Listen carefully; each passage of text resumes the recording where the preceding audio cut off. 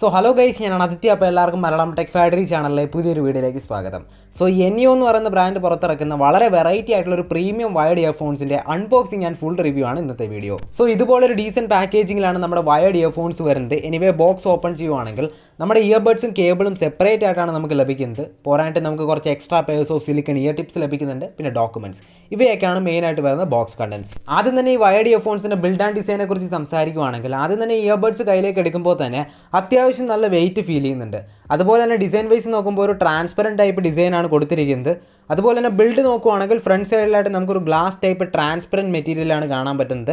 Back സൈഡിലായിട്ടൊരു zinc alloy മെറ്റലാണ് കൊടുത്തിരിക്കുന്നത്.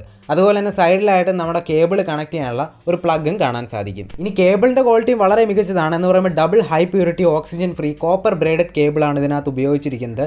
അതുപോലെ തന്നെ നമുക്ക് ഈ കേബിളിലായിട്ടൊരു മൊഡ്യൂൾ കാണാൻ പറ്റും. അതിനകത്തായിട്ട് ഫംഗ്ഷൻ ബട്ടണും ഒപ്പം തന്നെ ഇൻലൈൻ മൈക്കും കാണാൻ സാധിക്കും.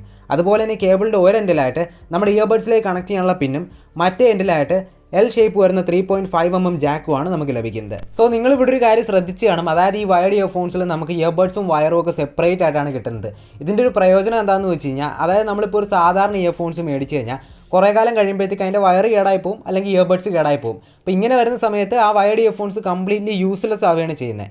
എന്നാൽ ഈ വയർഡ് ഇയർഫോൺസിൻ്റെ കേസ് എടുക്കുകയാണെങ്കിൽ ഇതിൻ്റെ ഇയർബഡ്സും വയറും ഒക്കെ നമുക്ക് സെപ്പറേറ്റ് മേടിക്കാൻ കിട്ടും. അതുകൊണ്ട് തന്നെ ഇയർബഡ്സോ വയറോ ഒക്കെ കേടായി പോയി കഴിഞ്ഞാൽ നമുക്കത് വാങ്ങി റീപ്ലേസ് ചെയ്തിടാവുന്നതേ ഉള്ളൂ.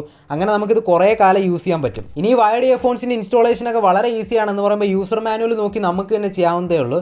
അതായത് നമ്മുടെ ഈ കേബിളിൻ്റെ അറ്റത്തായിട്ട് ഇതേപോലെ ഒരു പിന്ന് കാണാൻ പറ്റും. അത് ലെഫ്റ്റ് ആണോ റൈറ്റ് ആണോ നോക്കിയിട്ട് നമ്മുടെ ഇയർബഡ്സിൻ്റെ സൈഡിൽ കാണുന്ന ഈ പ്ലഗിലേക്ക് ജസ്റ്റ് ഒന്ന് കയറ്റി വെച്ച് കൊടുത്താൽ മാത്രം മതി. വളരെ ഈസിയാണ്. ഇനി ഈ വയർഡ് ഇയർഫോൺസിൻ്റെ ഫിറ്റ് ആൻഡ് കംഫർട്ടിനെ കുറിച്ച് സംസാരിക്കുകയാണെങ്കിൽ എനിക്ക് വളരെയധികം കംഫർട്ടബിൾ ആയിട്ടാണ് തോന്നിയത്.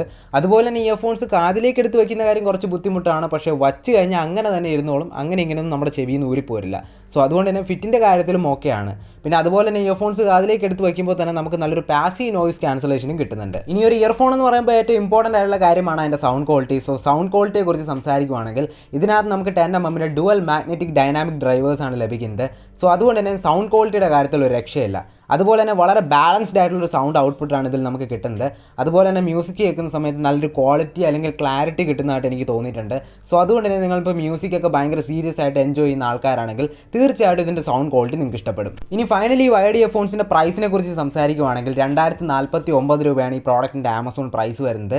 ശരിയാണ്, തീർച്ചയായിട്ടും കുറച്ച് പ്രൈസ് കൂടുതലാണ്. പക്ഷേ എന്നാൽ പോലും നിങ്ങൾ മ്യൂസിക് വളരെ സീരിയസ് ആയിട്ട് എൻജോയ് ചെയ്യുന്ന ആൾക്കാരാണെങ്കിൽ തീർച്ചയായിട്ടും ഈ പ്രോഡക്റ്റ് പർച്ചേസ് ചെയ്യുന്നത് വർത്തായിരിക്കുമെന്ന് ഞാൻ പറയത്തുള്ളൂ.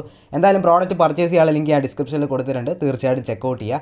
എന്തായാലും വീഡിയോ യൂസ്ഫുൾ ആയി തോന്നിയെങ്കിൽ തീർച്ചയായിട്ടും വീഡിയോ ലൈക്ക് ചെയ്യാനും ഷെയർ ചെയ്യാനും മറക്കണ്ട. അപ്പോൾ അടുത്തൊരു വീഡിയോയിൽ കാണാം. ബൈ.